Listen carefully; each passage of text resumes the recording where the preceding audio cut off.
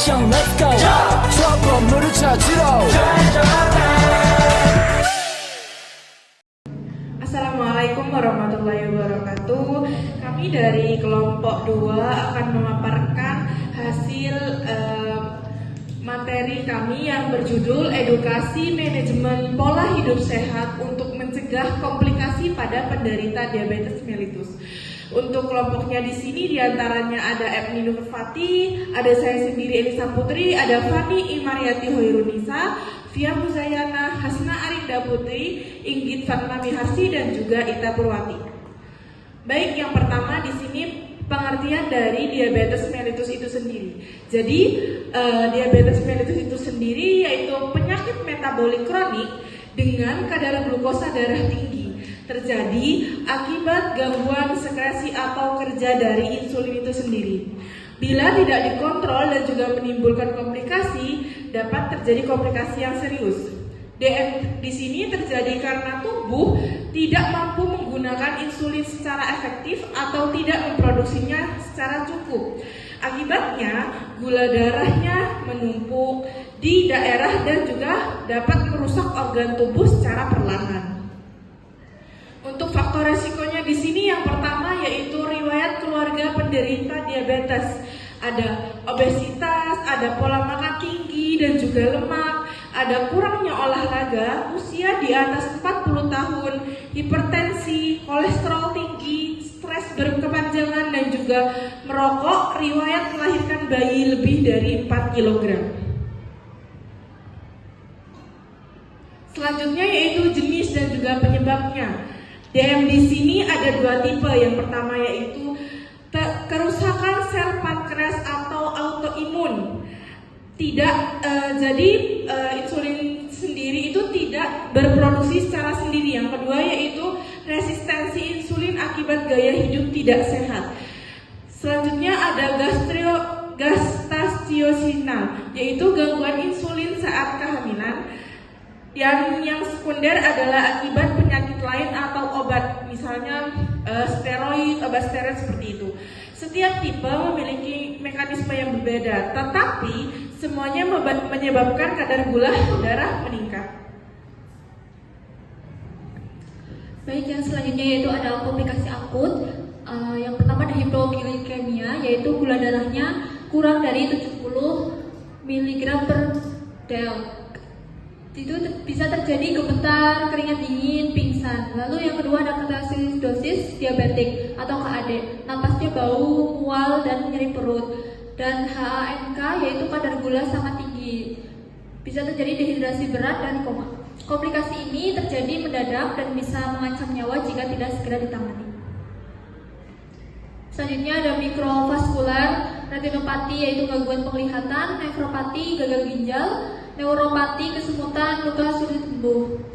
Lalu ada makrovaskuler, yaitu penyakit jantung koroner, stroke, gangguan pembuluh darah perifer. Kadar gula tinggi jangka panjang merusak pembuluh darah dan saraf, menyebabkan gangguan organ vital.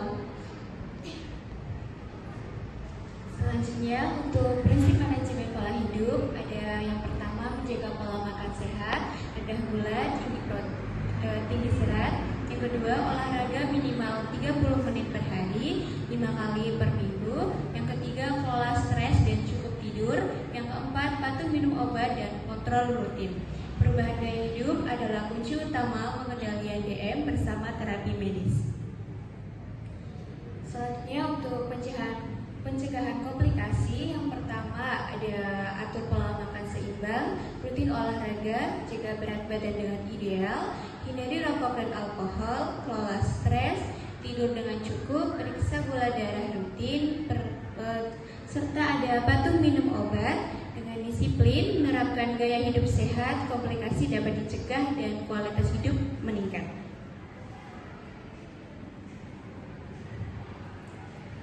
Kemudian untuk kesimpulannya di sini, diabetes mellitus merupakan penyakit metabolik kronis yang ditandai dengan peningkatan kadar gula darah akibat gangguan produksi atau kerja insulin. Kondisi ini dapat menyebabkan berbagai komplikasi akut maupun kronis jika tidak dikendalikan dengan baik. Oleh karena itu, pengendalian kadar gula darah melalui pola makan sehat, aktivitas fisik teratur, pengelolaan stres, serta kepatuhan terhadap pengobatan sangat penting.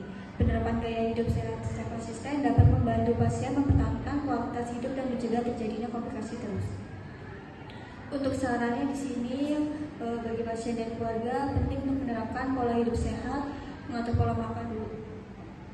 makan, rutin berolahraga, serta melakukan pemeriksaan gula darah secara berkala. Selain itu, kepatuhan dalam konsumsi obat sesuai anjuran dokter sangat diperlukan agar kadar gula tetap terkontrol. Sementara itu, untuk tenaga kesehatan diharapkan dapat terus memberikan edukasi yang komprehensif dan melakukan pemantauan rutin terhadap pasien guna meningkatkan keberhasilan terapi dan mencegah komplikasi jangka panjang. Baik, sekian presentasi dari kelompok 2. Kurang lebihnya saya mohon maaf. Apabila ada yang belum jelas, boleh ditanyakan di kolom komentar. Terima kasih. Wassalamualaikum warahmatullahi wabarakatuh. Selamat pagi Ibu Hasna, Ibu Fani. Hari ini kami akan memberikan edukasi tentang pola hidup sehat untuk membantu mengontrol gula darah dan juga mencegah diabetes.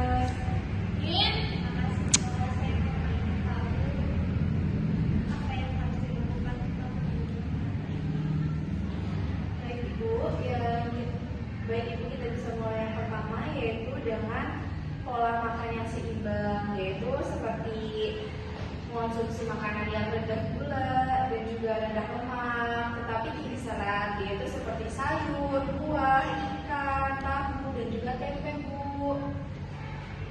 Kalau misal gula darah misalnya turun itu boleh nggak sih sus kalau kita suplemen? Boleh, Bu, tapi kalau semisal ibunya sampai gemetaran, keringat dingin atau juga lemas, itu tanda gula darahnya turun drastis, yaitu bisa disebut dengan hipoglikemia.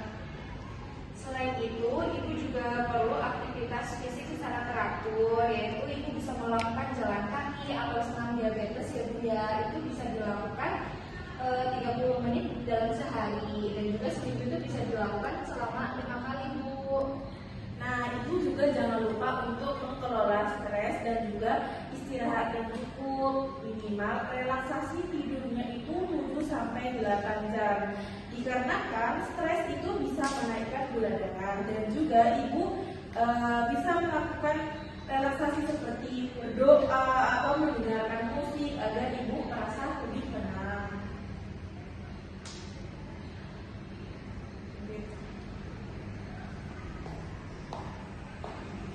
Selamat pagi, Bu Hasna. Ini kalau dilihat-lihat hasil pemirsaannya ada duanya yang stabil ya Bu ya. Itu bagus banget, tetap obatnya jangan lupa. Apalagi makan juga ulang kamu tuh teratur, dijaga ya Bu ya. Olahraga dikit-dikit, terus juga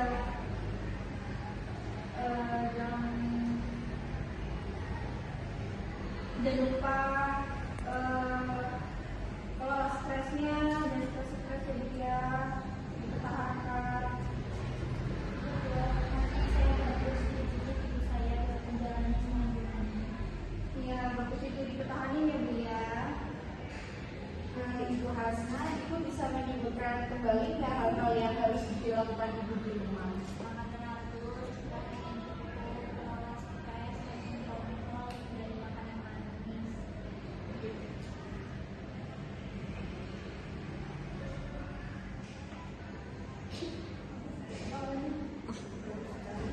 Iya Ibu, bagus sekali. Sudah tahu ya Bu ya, apa yang sudah nanti dilakukan, dipertahankan pada bulannya ya Bu ya. Baik, terima kasih kepada Ibu Fani dan juga Ibu Hasna. Semoga edukasi ini bermanfaat dan Ibu semoga cepat pulih. Jangan lupa diingatkan anjuran-anjuran tadi ya Bu ya. Baik, kami izin untuk